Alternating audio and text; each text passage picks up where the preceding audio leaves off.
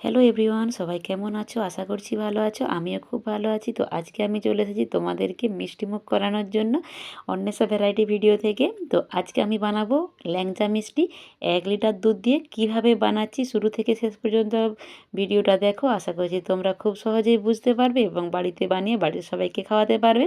তো প্রথমে কড়াই বসিয়ে দিয়ে আমি 1 লিটার দুধ জাল করতে দিয়ে দিয়েছি। বেশ কিছুক্ষণ ফুটিয়ে নিচ্ছি। ফুটিয়ে ফুটিয়ে দুধটাকে গাঢ় করে নিতে হবে। এরকম একটা আমার গাঢ় স্টেজ এসে গেছে। এই সময় খুন্তিটাকে সবসময় নাড়াচাড়া করব, নাহলে কড়াইয়ের তলায় লেগে যাবে। তো তাই এই সময় খুন্তিটাকে সবসময় নাড়াচাড়া করছি। তবুও দেখো আমার কড়াইয়ের তলায় হালকা হালকা লেগে গেছে।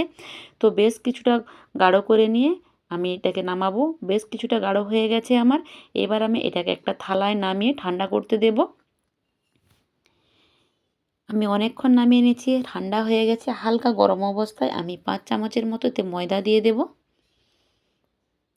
এতে আমি 5 চামচ ময়দা দিলাম। দেওয়ার পর আমি 1 চামচের মতো ঘি দিলাম। দিয়ে সব উপকরণগুলোকে হাত দিয়ে সুন্দর করে মাখিয়ে নেব।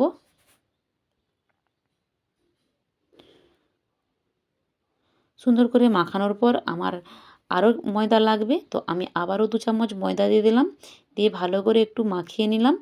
মাখাতে মাখাতে মনে হলো যে বেকিং পাউডার দেওয়া হয় না, তাই আমি 1/2 চামচ বেকিং পাউডার দিলাম। তোমরা চাইলে বেকিং সোডাও দিতে পারো। দিয়ে ভালো করে একটা সুন্দর ডো তৈরি করে নিচ্ছি। রুটির মতো অতটা শক্ত ডো হবে না, রুটির থেকে অনেকটাই নরম ডো হবে। তো আমার ডোটা কেমন হয়েছে তোমরা মন দিয়ে দেখো, দেখলে তোমরাও খুব সহজে বানাতে পারবে। এইরকম আমার ডোটা হয়েছে, খুবই নরম। তো আমি ঢাকনা দিয়ে ঢেকে রেখে তো প্রায় 1 ঘন্টা মতো, 1 ঘন্টা পরে ফিরে এসেছি। আমি একটু ডলে নিয়েছি, আবারও একটু দেখাচ্ছি তোমাদেরকে। দেখো এতটাই নরম হবে। আর শক্ত হলে তখন মিষ্টিটাও ভেতর থেকে শক্ত হয়ে যাবে। তো তাই আমি এতটা নরম করেছি। হাতে আবারও 1 চামচের মতো ঘি নিয়ে নিলাম। নিয়ে ভালো করে মাখিয়ে নেব ঘিটাকে ওই ডোয়ের মধ্যে। তো বেশ সুন্দর করে অনেকক্ষণ ধরে এটাকে ডলে নিচ্ছি, একদম মোলায়েম মসৃণ হয়ে গেছে। এবার আমি হাত দিয়ে লম্বাটে করে নিয়েছি, দিয়ে ছোট ছোট লেচির শেপে করে নেব। আমি চেষ্টা করছি যে সবগুলোই একই সাইজের করার।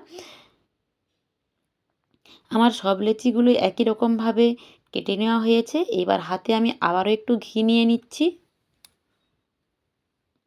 ঘি যদি কেউ পছন্দ না করো সাদা তেলও দিতে পারো, কোনো অসুবিধে নেই।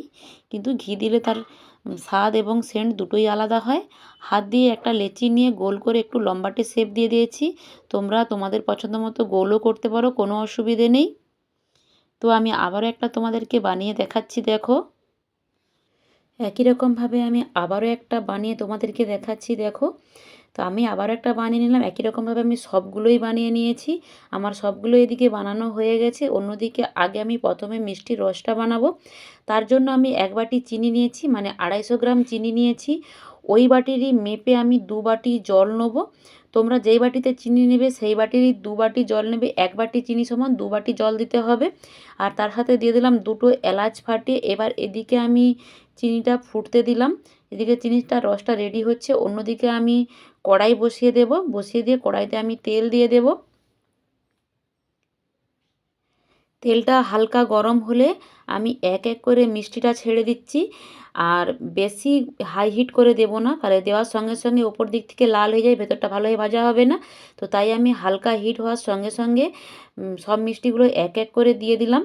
দিয়ে একটা আমি কাঠি নিয়েছি, কাঠির সাহায্যে মিষ্টিগুলোকে এপিট ওপিট করে লাল লাল করে ভেজে নেব সুন্দর করে। আমি অনবরত নাড়তে আছি যাতে এক পাশটা বেশি না লাল হয়ে যায়, সমানভাবে যেন মিষ্টিটা লাল হয়। তো আমি এদিকে মিষ্টিটা ভাজা হচ্ছে, এদিকে রসটা ফুটে গেছে। 1 চিমটি আমি ফুড কালার দিয়েছি। তোমরা চাইলে কেশরও দিতে পারো। আমার কাছে কেশর ছিল না এই মুহূর্তে, তাই আমি হালকা ফুড কালার দিলাম। তো আমার এদিকে মিষ্টিটা লাল লাল হয়ে সুন্দর হয়ে ভাজা হয়ে গেছে। এবার আমি এটাকে তেল থেকে তুলে নেব।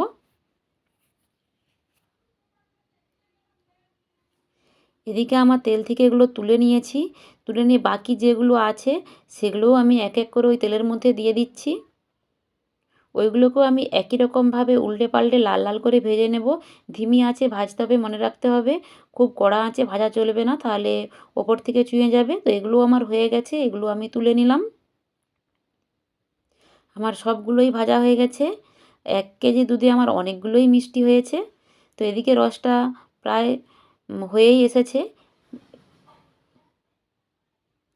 একটু ফোটাচ্ছি, তোমাদেরকে চেক করে দেখাবো, দেখো। কীরকম অবস্থায় মিষ্টিটা দিতে হবে। আঙুল দিয়ে দেখলে হালকা আঠালো ভাব এসে গেছে। এইবার আমি ওই রসের মধ্যে মিষ্টিটা দিয়ে দেব। মিষ্টিগুলো দেওয়ার পর আমি মিষ্টিগুলোকে সব রসের মধ্যে ডুবিয়ে দেব। ডুবিয়ে দিয়ে হালকা ফুটে উঠলে আমি ওপর থেকে ঢাকনা দিয়ে ঢেকে দেব। ঢেকে দিয়ে 8 থেকে 10 ঘন্টা আমি রেখে দেব। 10 ঘন্টা পরে ফিরে এসেছি। দেখো মিষ্টিগুলো কতটা ফুলে গেছে আর কালারও খুব সুন্দর এসেছে। একেবারে পারফেক্ট হয়েছে, নরম এবং তুলতুলে। তোমাদেরকে আমি একটা কেটে দেখাচ্ছি ভেতর থেকে কতটা সফট এবং সুন্দর হয়েছে।